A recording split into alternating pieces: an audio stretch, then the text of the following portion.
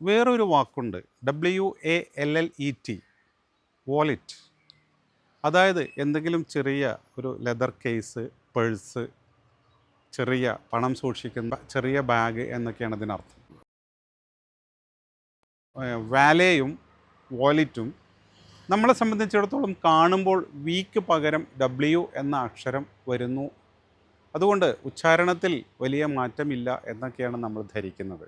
എന്നാൽ നാം പലപ്പോഴും ശ്രദ്ധിക്കേണ്ട കാര്യം, VAN നമ്മൾ വായിക്കാറുള്ളത് വാൻ, WATER നമ്മൾ വായിക്കാറുള്ളത് വാട്ടർ. നമ്മുടെ പലരുടെയും ധാരണ വി എന്നുള്ളതും W എന്നുള്ള അക്ഷരത്തിനുമൊക്കെ ഒരേ ഉച്ചാരണമാണെന്നാണ്. അങ്ങനെയല്ല. ഇത് നമ്മൾ പ്രത്യേകം ശ്രദ്ധിക്കണം.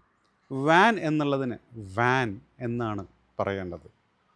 അതേപോലെ നമ്മൾ LOVE, ലവ് എന്നാണ് പറയാറുള്ളത്. അതല്ല, ലവ് ആണ്. ഇത് ഒരു തരം വ് സൗണ്ടാണ്, വാൻ.